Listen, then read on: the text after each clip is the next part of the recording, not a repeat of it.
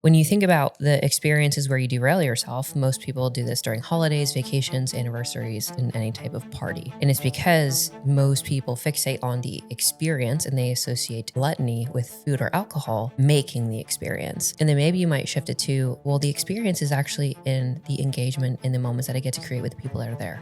You're going to have to stop doing what everyone else does, right? Like most of you are like squirrels on crack. You see something someone else is doing that seems to be working for them, and you stop doing what you're doing and start doing that. And then when that ceases to be dopaminergic and exciting, you see what someone else is doing, and then you try that. And we stay in this constant cycle of not sticking with anything longer than a week or two. Your life is not a test, a multiple choice test, right? It's rewriting of narratives and problem solving and doing it to the best of your ability based on what you know. That everyone says that. Every single woman I talk to says, I know what to do, but I just won't do it. And the reason for that is, welcome to the podcast, guys. Today, we're going to talk about a lot of the pitfalls that people face when trying to navigate the summer. Oh my gosh, I need my summer body. How do I stay on my diet and routine all summer long when I want to go on cruises and have beach dates and, maybe wear shorts? And oh my gosh, I haven't done my homework and now I'm cramming for a test because summer's here and I don't have a system or skills to navigate life and also,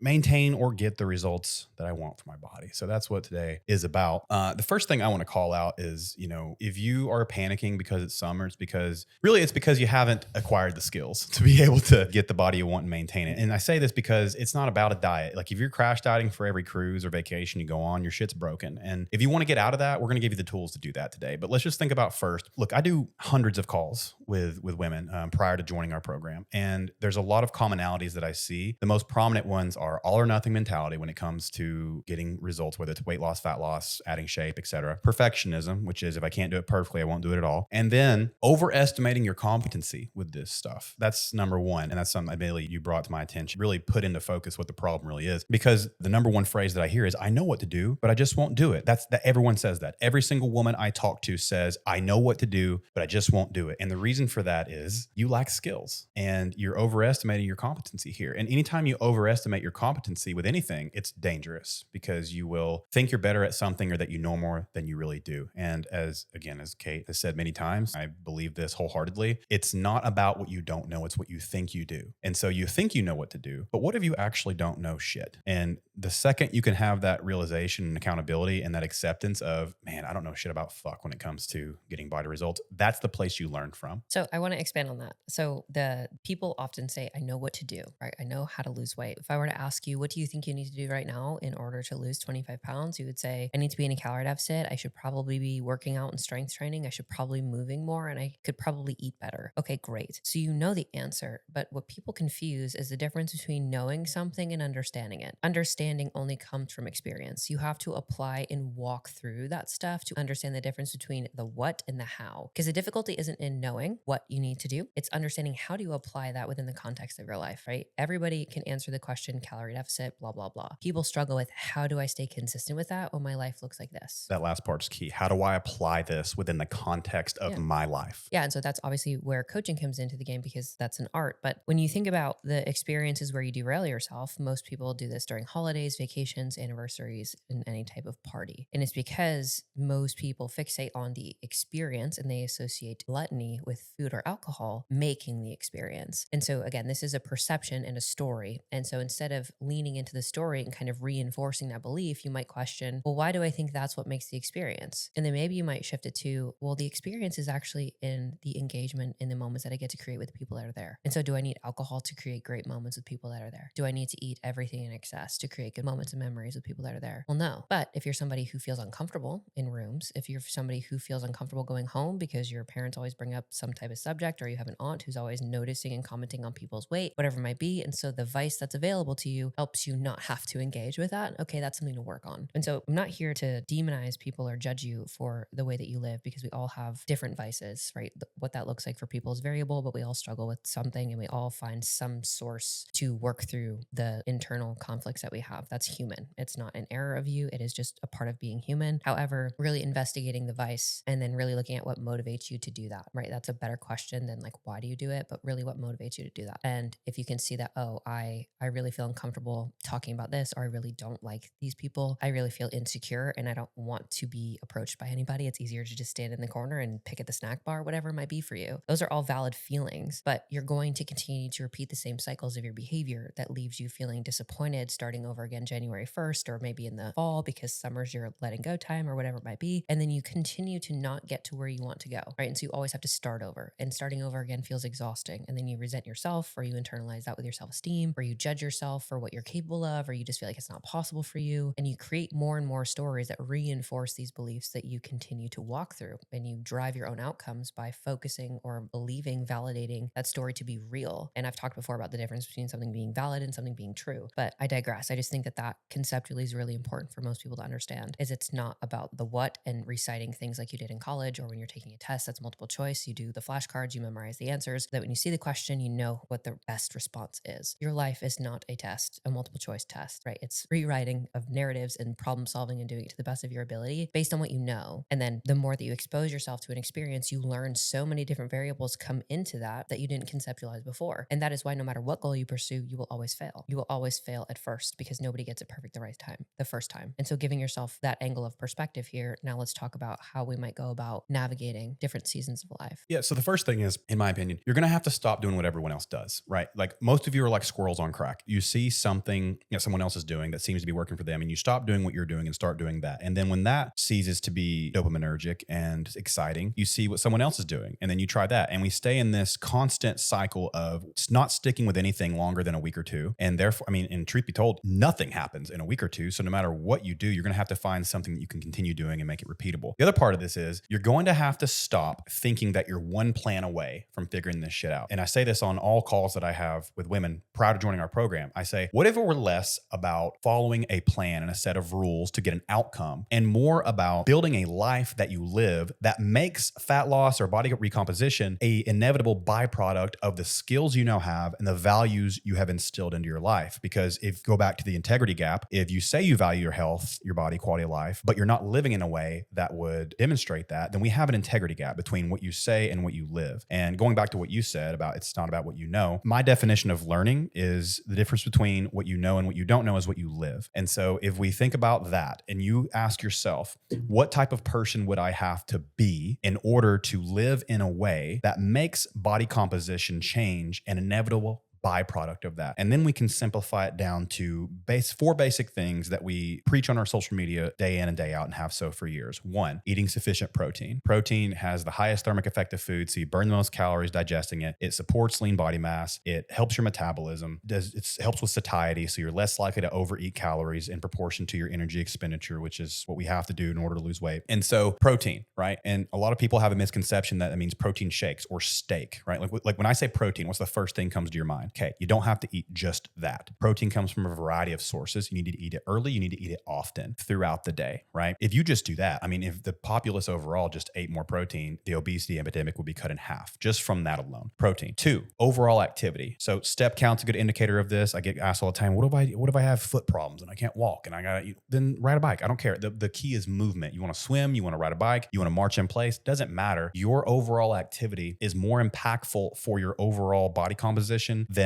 a short bout of exercise. So you can go and spin class your ass off, Pilates your ass off, HIIT class your ass off, but that's only 30 minutes to an hour of your day. What are you doing the other 23 hours of your day? And so if you have a sedentary job, maybe you can't walk 10,000 steps a day, but you can increase the amount of steps that you're taking in some way and build on that, right? So walking, number two. Number three, get stronger. No matter what you do, you need to lift weights. If you do Pilates, great. If you do Orange Theory, great. If you do Burn Boot Camp, great. Also, you're going to have to do some traditional, boring, conventional weightlifting, because that's what moves the lever towards the body that you want, not just now, but forever, because lean body mass and maintaining that has a huge impact on your symptoms during perimenopause and menopause, your propensity to develop osteoporosis. Skeletal muscle loss is the number one determinant of your metabolism rising or falling after the age of 40. And so I'm not telling you not to do Pilates or other modalities. I'm telling you that you also need to add in some form of strength training. So that's three things: protein, walking, strength training. And all of you are saying, God, you guys say this every day on social media. Yes, there's a reason why we say it over and over. You need to hear it over and over. Lastly, is your overall caloric intake. We're not saying track every morsel that goes into your mouth, but if you do things that lead to consuming less calories overall, then that will help a lot. And the best way to do that is to eat more nutrient dense foods, right? We're not saying cut processed foods completely out or cut alcohol completely out, because like Kate said, we all have things we enjoy. Kate and I drink a beer or two when we go on date night once a week, or a glass of wine. We're able to do that and still look and feel the way we do. The reason we're able to still do that and still look the way we look and feel the way we do is because we do the other three things most of the time, like